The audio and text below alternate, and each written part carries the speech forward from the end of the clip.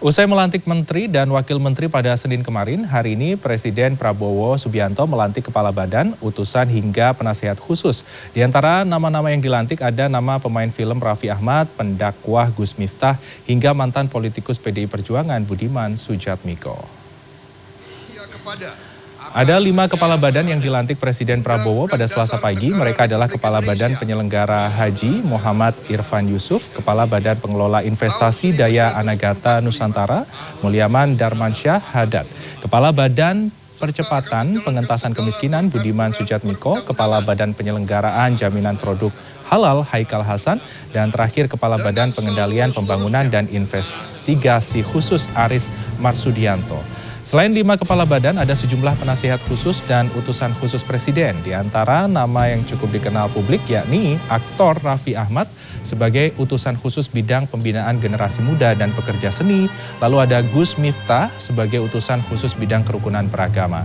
Tidak hanya itu, ada nama musisi Yovie Widianto sebagai staf khusus presiden bidang ekonomi kreatif.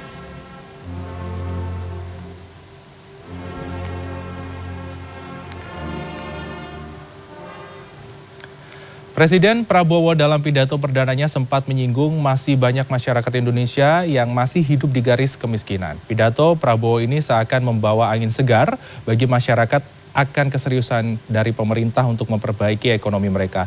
Lantas apakah dengan kabinet yang super gemuk ini Presiden Prabowo bakal mampu membawa ekonomi rakyat lebih baik? Kita simak laporan khas redaksi. Apakah kita sadar bahwa kemiskinan di Indonesia masih terlalu besar? Apakah kita sadar bahwa rakyat kita dan anak-anak kita banyak yang kurang gizi? Banyak rakyat kita yang tidak dapat pekerjaan yang baik.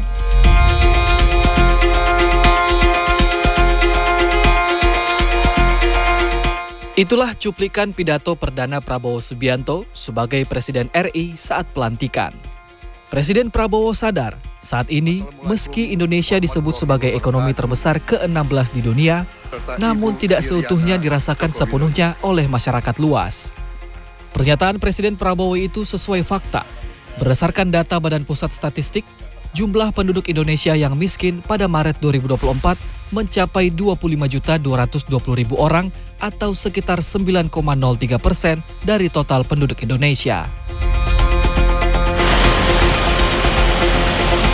Sementara itu, jumlah pengangguran di Indonesia pada Februari 2024 mencapai 7,2 juta orang.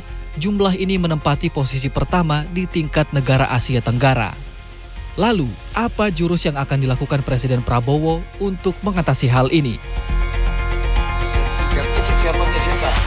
Presiden Prabowo pada Senin 21 Oktober telah melantik para menterinya.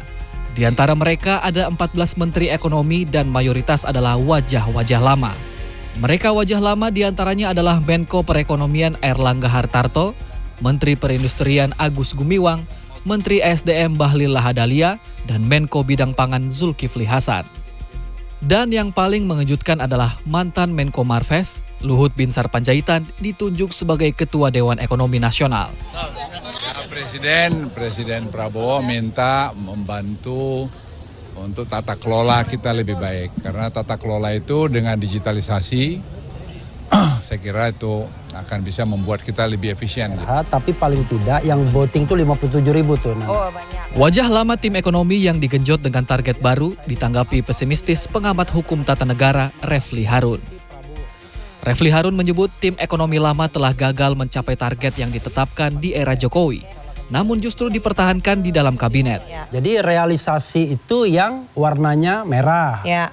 Kemudian target yang warnanya biru. Itu di bawah target semua. Itu satu. Tadi industri juga begitu. Industri di bawah target juga. Jadi justru industri kita itu di bawah target RPJMN juga. Tapi yang menjadi masalah adalah pertanyaannya adalah why tim ekonomi inti dipertahankan? Orang-orang lamanya kan? Pak Jokowi. Ya, tim ekonomi inti loh. Ya. Saya kan harus ngomong, mulai dari Menko Perekonomian, Menteri Perindustrian, ya, kemudian Menteri SDM dan lain sebagainya. Ya. Kalau Menteri Keuangan itu kan beda lah. Ya. Lebih lanjut, Refli Harun juga mempertanyakan janji Kabinet Zaken atau diisi kelompok profesional yang pernah diutarakan Prabowo sebelumnya. Refli menyebut saat ini kabinet terlalu gemuk dan cenderung akomodatif terhadap tim pemenangan Prabowo. Sementara itu menanggapi soal kabinet gemuk Prabowo yang tidak efisien dan efektif, Kepala Kantor Komunikasi Presiden Hasan Nasbi menyebut justru sebaliknya, dengan jumlah kementerian yang dipecah, para menteri bisa bekerja lebih fokus. Jadi ini nanti menurut saya sih akan jauh lebih efisien ya, karena pekerjaan mereka jauh lebih fokus. Jadi mungkin sebutannya bukan kabinet gemuk, tapi kabinet yang jauh lebih fokus. Jadi misalnya PUPR, Kementerian Pekerjaan Umum dan Kementerian Perumahan Rakyat sekarang sudah lebih fokus. Ada Kementerian Perumahan Rakyat, ada Kementerian Kehutanan sekarang lebih fokus dia, nggak gemuk lagi. Kementerian Lingkungan Hidup juga sekarang lebih fokus, nggak gemuk lagi dia, nggak digabung-gabung.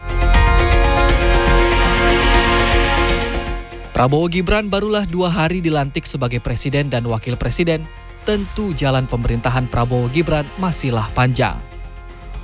Masyarakat berharap pidato Prabowo saat pelantikan soal mengentaskan kemiskinan dilanjutkan dengan kerja nyata, tidak hanya sekedar omon-omon belaka. Tim Liputan CNN Indonesia.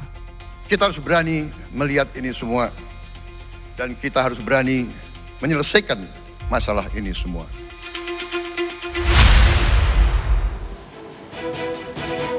Sesaat lagi ada